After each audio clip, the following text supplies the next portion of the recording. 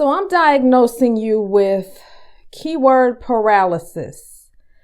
And you know what can cause that? Too much keyword research.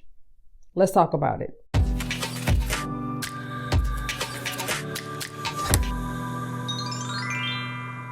What's going on, Lee Tribe, and anybody else new to the channel? If you feel like all the good keywords are taken or you overthink everything you put up, this video is for you. I'm going to be showing you a shirt of mine that sold last year, and I don't typically do this, but I was trying to think of a way I could show some of my shirts. I don't mind showing these one-off shirts just to illustrate an example, as long as it's not part of one of my big money making niches. Hopefully I'll be able to find ways to do this more in 2021, and you guys let me know if you like it. So the shirt that I sold last year, it was an introvert shirt, and it targeted introvert, social distancing, and Christmas. Now, I had not seen this idea done anywhere else. I did see that Christmas 2020 shirts were selling, so things about 2020, and of course people were doing the toilet paper and all that, but I wanted to do something different. So I thought, what's an evergreen topic that I can combine with Christmas 2020 that no one's really doing? And I came upon this idea. So let's take a look at it. Now, I only uploaded to the 4,500 by 5,400 products. I didn't do hoodies. I didn't do pop sockets. A lot of times when I have just off the cuff ideas like this, I don't upload to all the products. I just get it out there quickly. It literally took me like 2 minutes to create this design. And the reason I'm showing my actual account is because I want to prove that this is actually my shirt. Anybody can say, oh, this is my shirt.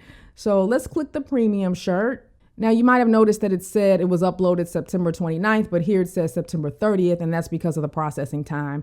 And the BSR is terrible because it hasn't sold since Christmas, and it might not ever sell again. Just kind of depends on where we are by Christmas this year. But it sold maybe 3 or 4 times. It didn't sell a ton. I didn't really have any big sellers for Christmas, but I had a bunch of shirts that were just selling 2, 5, 6 times. So let's look at the title, and this is where the analysis paralysis comes in for a lot of you.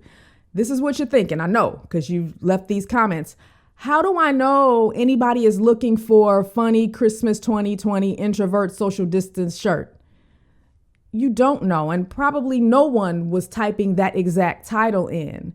But just because I know that Christmas shirts sell, introvert shirts sell, and social distance mask wearing shirts sell, I just combined all 3. And this is where I know this confuses a lot of you. I'm always talking about you got to find low competition keywords. For me, when I'm doing a single topic shirt or product, like I did in the last video with the phone case, where I found that astronaut phone case, that's when I care more about what the numbers look like because I'm going after one topic. But when I'm doing the cross niche strategy, when there's 3, 4, 5 topics, I don't ever do keyword research as long as I know those individual topics have sold before. And the idea honestly came from me. I'm an introvert, proud of it. And this is exactly how I was feeling about the holidays. I had a wonderful 2020 holiday season. And I know a lot of people hated the holidays because they couldn't go out, they couldn't party. I was with my family members where we were only around just each other. We played games, we watched football, we watched movies. I didn't have to worry about declining party invitations. It was wonderful. And obviously it connected with other people that are introverts. So designing from what you know is very, very helpful, but you have to understand how to get them found, because just doing a plain introvert shirt can be tricky. But when you combine introvert shirt with another holiday, then that gives you more opportunity. And what's great about this strategy, I hope you see, even though you're probably not going to be able to sell this idea anytime soon, you can replicate the idea. And that's what I'm really trying to get you all to understand. Look at the formula for why things work and replicate the formula. Instead of feeling like you have to just redo someone's design and change it up a little bit. Once you really understand this, this helps you create unique ideas. And sometimes you'll have a winner that will sell a ton. And the reason a lot of you are uncomfortable with this strategy is there's no other shirt out there like that. But that's actually the point. You have to learn to trust the algorithm. First of all, let's look at the title. So I've got some good keywords in the title, funny Christmas 2020. So this could have shown up for funny introvert shirt, funny Christmas introvert shirt. Let's look at the description. Christmas 2020 is the holiday season for introverts. Design includes a face mask, blah, blah, blah, blah. Great idea for homebody introvert or shy person who loves having to stay at home. So there's a lot of good keywords in that title and the description, but I don't ever really go and check and see where my designs rank because honestly, they could rank differently depending on the person. Amazon's search results are very, very personalized. And while so many people are focusing on getting that title perfect, what you don't understand is it's not just about somebody typing what's exactly in your title. The algorithm is very, very smart. So somebody that had purchased introvert shirts before could be checking out and the algorithm will go, oh, by the way, we think you'll like this shirt because that person has purchased other introvert shirts before and it's related to the time. It's Christmas. So the algorithm will show that to them because it's Christmas time and it's related to something that they've purchased before. It's very important to stop obsessing over where your shirts rank. And I know it's tempting to do that when you're learning, especially for the cross niche idea, because there's a lot of ways that this shirt could have been found. So this is how the algorithm tends to work. You put out a shirt or a product and whatever you title it, your shirt is going to start ranking for a different variety of keywords in your title and description. And the algorithm is testing that shirt to see if it gets clicks and or sales. So when people say, I never see my shirts ranking, it's probably because it's not getting clicks and ultimately never getting a sale.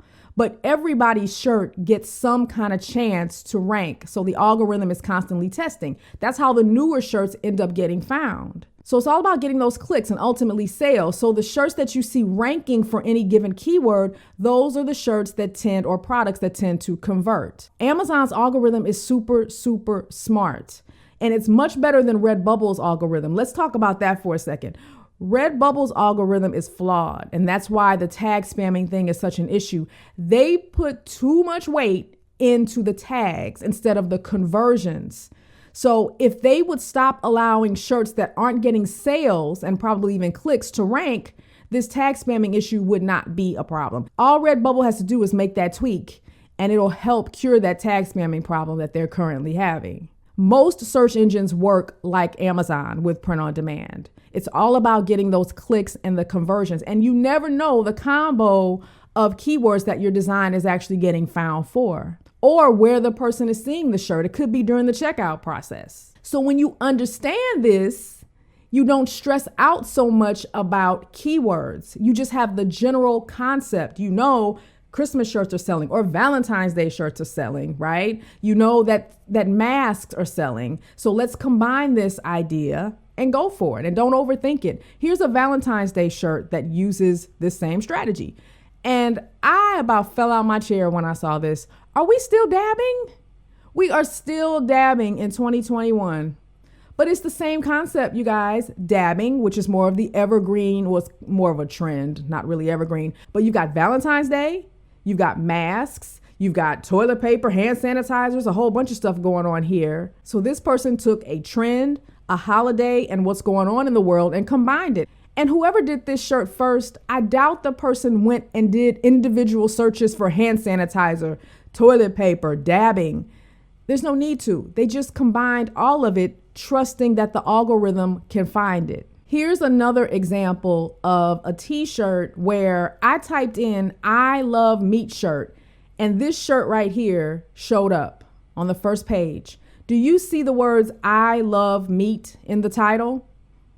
I mean, there's combinations of that. And if you click the shirt, you see love in the description, but nowhere does I love meat show up. But yet this shirt is still ranking because the algorithm is constantly testing things. It's testing synonyms and keyword combinations. So this shirt must be converting when it shows up for that keyword. So the algorithm keeps showing it. That's why you can't get so obsessed with what your title is and where you rank, because everybody's seeing different things and you never know what's going to cause your shirt to rank. The moral of the story is, I'm not saying that keyword research is not important, because when you're learning print on demand, you do need to understand the difference between a low competition keyword and a broad competitive keyword. That's just a foundation you need to have. But when it comes to cross-niching multiple ideas, you can relax a little bit when it comes to the research because you know that those individual topics have sold in the past. So now that you understand this a little bit better, hopefully you won't obsess over your titles and your descriptions so much when you're doing the cross-niche strategy. Understand that the algorithm is your friend and it's much smarter than a lot of you give it credit for. So just describe your designs naturally. Notice I didn't use any keyword stuffing or anything in my description. The title pretty much just has the main points on the shirt. It's not incredibly long, but it's still long enough to get those important keywords in there. And once you understand the formula, you just rinse and repeat. So good luck. Thanks for watching, you guys. Be sure to rate, comment, and subscribe, and I will see you in the next video. By the way, if you're new to print on demand, be sure to check out my complete guide for beginners. It is incredibly detailed with examples and guidance, perfect for a newbie or if you're struggling with your sales. Simply visit passiveshirtprofits.com, scroll down to the bottom, and click the thumbnail. See you there.